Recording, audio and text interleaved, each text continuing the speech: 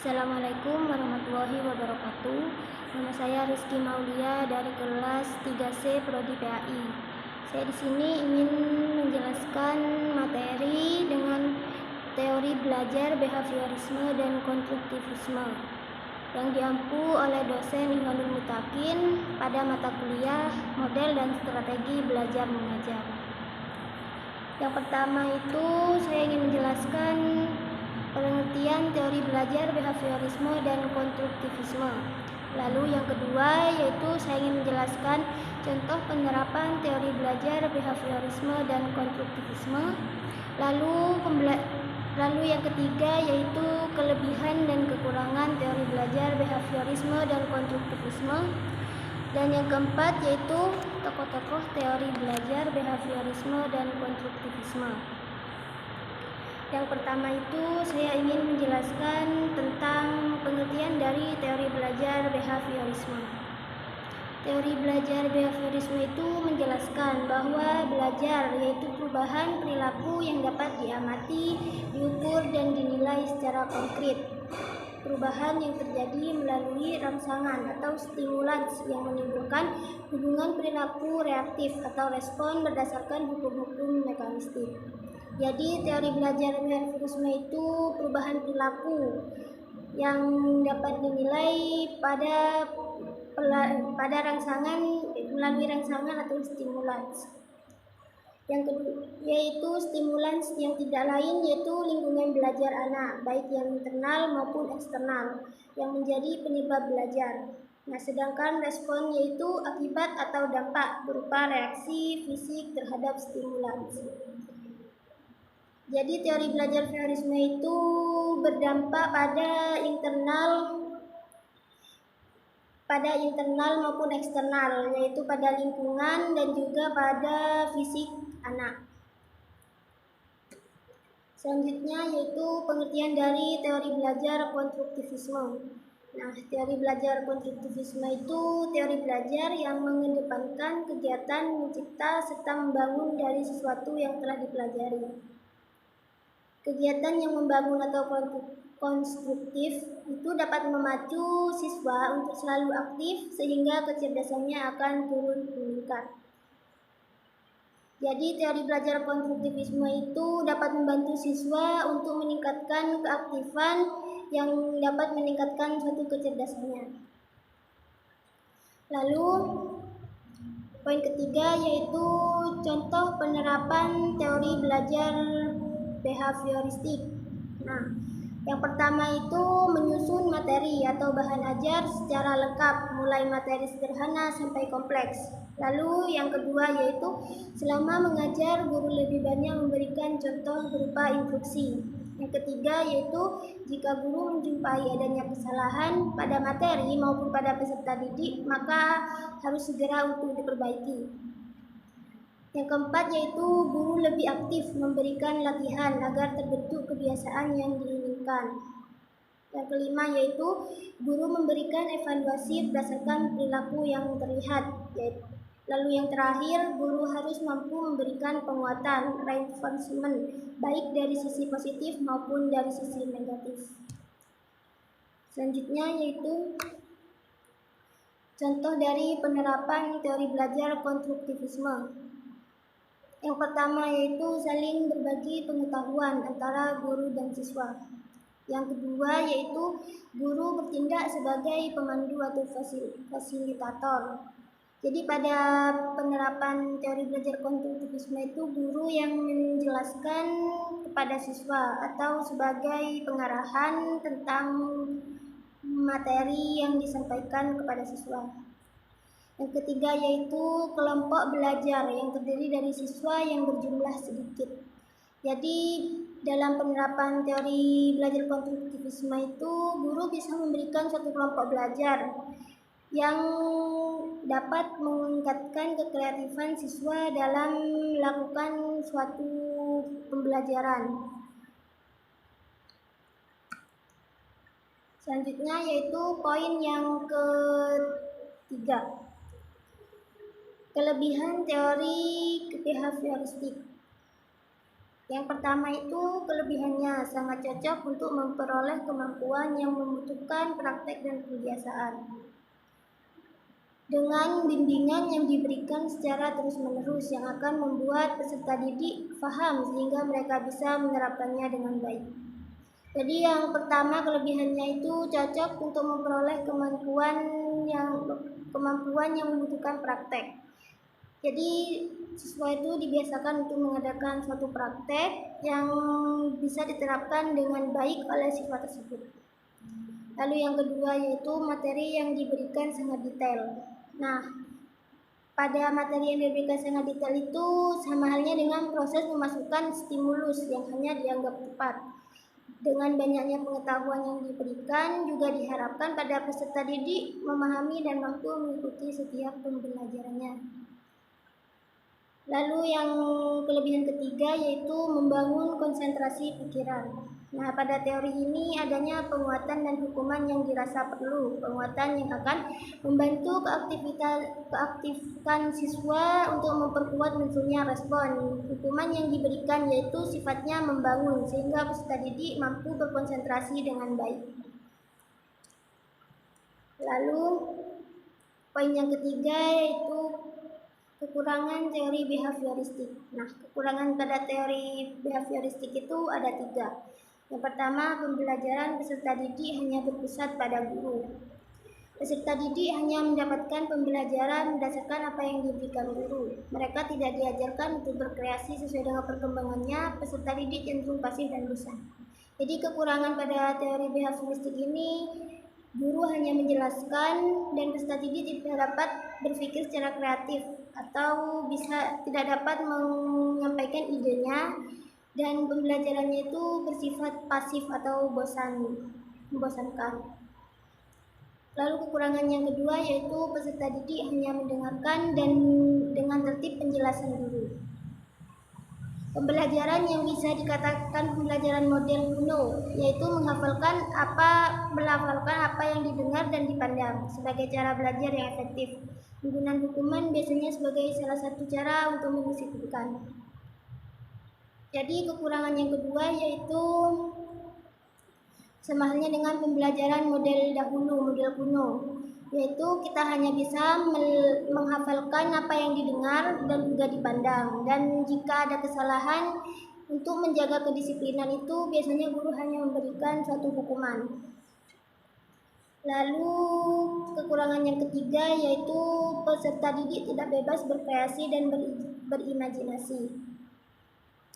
Jika menurut teori belajar yang behavioristik ini, proses pembentukan yang membawa peserta didik untuk mencapai target tertentu. Apabila teori yang tidak diterapkan terus-menerus tanpa ada cara belajar lain, maka bisa dipastikan mereka akan tertekan dan tidak menyukai guru dan bahkan juga malas. Selanjutnya yaitu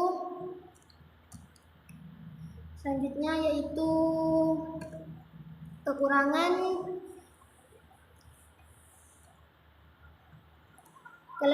kelebihan pada teori belajar konstruktivisme. Kelebihannya itu ada 4. Yang pertama yaitu melatih siswa supaya menjadi pribadi yang mandiri dan mampu memecahkan masalah. Jadi kelebihan pada teori konstruktivisme itu yang dapat membantu siswa untuk memecahkan masalah secara mandiri dengan usaha yang siswa tersebut lakukan. Lalu yang kedua yaitu menciptakan kreativitas dalam belajar sehingga tercipta suasana kelas yang lebih nyaman dan kreatif. Poin yang kedua yaitu berkreatif dalam belajar yang dapat menciptakan suasana kelas itu lebih hidup, lebih aktif dalam belajar dan nyaman khususnya bagi siswa. Lalu poin yang ketiga yaitu melatih siswa untuk bekerja sama dan terlibat langsung dalam melakukan kegiatan. Jadi yang ketiga itu siswa diminta untuk melakukan praktek langsung dalam kegiatan yang dapat melatih siswa dalam bekerja sama terhadap temannya. Lalu yang poin keempat yaitu menciptakan pembelajaran yang lebih bermakna dan menumbuhkan kepercayaan diri pada siswa karena memiliki kebanggaan yang dapat menemukan sendiri konsep yang sedang dipelajari dan siswa juga merasa bangga dengan hasil temuannya. Jadi kelebihan teori belajar konstruktivisme yang terakhir itu menumbuhkan kepercayaan kepada siswa karena bangga dengan apa yang telah didapat dan dipelajari karena hasil sendirinya, seperti melakukan praktek langsung dan bangga dengan hasil yang telah dilakukannya. Lalu selanjutnya kekurangan teori belajar konstruktivisme. Kekurangannya itu ada 3. Yang pertama, sulitnya mengubah keyakinan guru yang sudah terstruktur menggunakan pendekatan tradisional selama bertahun-tahun.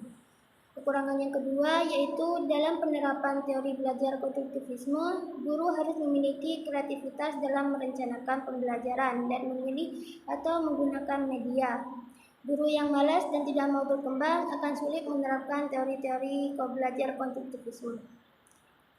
Ini kekurangan yang kedua ini tergantung pada guru yang harus memiliki kreativitas dalam pembelajaran, dan jika gurunya itu malas maka sangat sulit dalam menerapkan teori konstruktivisme ini kepada peserta didiknya. Kekurangan yang ketiga yaitu siswa dan orang tua juga memerlukan waktu yang beradaptasi dengan proses belajar dan mengajar yang baru.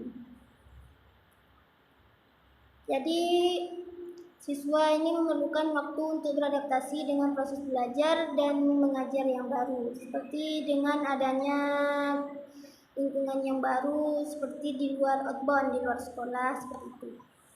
Untuk meningkatkan kekreatifan siswa dalam memecahkan suatu masalah. Poin yang terakhir yaitu tokoh-tokoh teori belajar behaviorisme. Yang pertama, tokoh belajar behaviorisme pertama itu Edward Lee Thorndike, yaitu tokoh yang pertama pada tokoh behaviorisme ini. Pokok pemikiran Thorndike itu menciptakan sebuah teori pembelajaran mekanistik dan objektif yang memfokuskan pada perilaku tampak. Dia lebih mengimplementasikan pada hubungan stimulus dan respon. Thorndike menyebut pendekatan eksperimentalnya itu untuk studi asosiasi sebagai koneksionalisme. Nah, kesatuan stimulus dan respon adalah unsur-unsur perilaku atau bukan kesadaran dan merupakan bahan penyusun dari perilaku kompleks yang terbangun. Thorndike mengkaji pembelajaran mengenai hewan melalui laporan-laporan Romanes dan Morgan yang menggambarkan cara kucing dan anjing yang membuka grendel pada gerbang kotak pasel, alat yang dibuat Thorndike untuk melakukan penelitiannya. Sehingga dengan penelitian ini Thorndike menulis tentang pelekatan dan peniadaan. Jadi contohnya pada teori belajar yang dikemukakan oleh Thorndike ini sama halnya dengan anjing dan kucing yang membuka grendel pada gerbang kotak pasel. Selanjutnya yaitu tokoh ahli yang kedua, Ivan Petrovich Pavlov, yaitu tokoh behaviorisme yang kedua. Pavlov. Pokok pemikiran tokoh behaviorisme Pavlov itu peninggalan Pavlov yang selama karirnya mengerjakan 3 hal utama. Yang pertama membahas tentang fungsi-fungsi syaraf jantung, dan yang kedua membahas kelenjar digestif utama. Bidang risetnya yang ketiga yaitu bidang studi tentang refleks terkondisi. Nah, penelitian Pavlov itu mengenai refleks terkondisi ini seperti yang terjadi pada banyak ilmuwan, tak disengaja. Salah satu aspek dalam penelitian ini berhubungan dengan fungsi air liur yang dikeluarkan anjing secara tidak sengaja apabila makanan diletakkan di mulut mereka. Jadi contohnya dari Ivan Petrovich Pavlov ini air liur anjing yang dikeluarkan secara tidak sengaja apabila makanan diletakkan di mulut mereka. Lalu tokoh yang ketiga yaitu John B. Waston. Menurut Waston, psikologi harus membatasi dirinya untuk fokus hanya pada ilmu-ilmu dan studi yang sifatnya objektif. Bagi Watson, metode behaviorisme itu ada 4. Yang pertama, observasi dengan atau tanpa menggunakan alat. Yang kedua yaitu metode-metode pengujian. Yang ketiga, metode laporan verbal. Dan yang keempat yaitu metode refleks kondisi. Pokok kajian yang behaviorisme adalah unsur-unsur perilaku, yakni gerakan muskular, tubuh, dan sekresi kelenjar. Menurut Watson, respon bersifat eksplisit dan implisit. Respon eksplisit tampak nyata dan dapat diobservasi secara langsung. Respon implisit seperti gerakan-gerakan di dalam organ, sekresi kelenjar, dan influx syaraf yang terjadi di dalam tubuh organisme. Sama halnya dengan respon stimulus, juga yang bersifat sederhana maupun kompleks. Gelombang cahaya yang menyentuh pupil adalah sebuah stimulus yang sederhana. Itu tadi tokoh-tokoh teori belajar behaviorisme. Lalu yaitu tokoh-tokoh teori belajar konstruktivisme. Yang pertama yaitu menurut John Dewey. Pembelajaran yang berbasis masalah menemukan akar intelektualnya pada penelitian John Dewey, Ibrahim dan Nur 2004. Dalam Demokrasi dan Pendidikan, Dewey menciptakan pandangan bahwa sekolah seharusnya mencerminkan masyarakat yang lebih besar dan kelas yang merupakan laboratorium untuk memecahkan masalah kehidupan nyata. Ilmu mendidik Dewey mengajukan pembelajaran untuk mendorong pembelajar yang terlibat dalam proyek atau tugas berorientasi masalah dan membantu mereka menyelidiki masalah-masalah intelektual dan sosial. Dewey juga menyatakan bahwa pembelajaran di sekolah seharusnya lebih memiliki manfaat daripada abstrak, dan pembelajaran yang memiliki manfaat terbaik dapat dilakukan oleh pembelajar dalam kelompok-kelompok kecil untuk menyelesaikan proyek yang menarik dan pilihan mereka sendiri. Lalu tokoh yang kedua yaitu Jean Piaget, yaitu pembelajaran berbasis masalah yang dikembangkan di atas pandangan konstruktivis kognitif, Ibrahim dan Nur 2004. Pandangan yang banyak didasarkan pada teori Piaget ini, Piaget mengemukakan bahwa pembelajaran dalam segala usia secara aktif terlibat dalam proses perolehan informasi dan membangun pengetahuan mereka sendiri. Bagi Piaget, pengetahuan adalah konstruksi atau bentukan dari kegiatan atau tindakan seseorang. Pengetahuan yang tidak bersifat statis tetapi terus berevolusi. Sama halnya Piaget, Vygotsky juga percaya bahwa perkembangan intelektual terjadi pada saat individu berhadapan dengan pengalaman baru dan menantang. Dan ketika mereka berusaha untuk memecahkan masalah yang dimunculkan oleh pengalaman ini, untuk memperoleh pemahaman individu mengaitkan pengetahuan baru dengan pengetahuan awal yang telah dimiliki. Selanjutnya, tokoh yang ketiga yaitu Lev Vygotsky. Piaget memandang bahwa tahap-tahap perkembangan intelektual individu dilalui tanpa memandang latar, konteks sosial, dan budaya individu. Sementara itu, Vygotsky memberi tempat lebih pada aspek sosial pembelajaran. Ia percaya bahwa interaksi sosial dengan orang lain mendorong terbentuknya ide baru dan memperkaya perkembangan intelektual pembelajar. Nah, implikasi dari pandangan Vygotsky dalam pendidikan yaitu pembelajaran terjadi melalui interaksi sosial dengan pembelajar dan teman sejawat.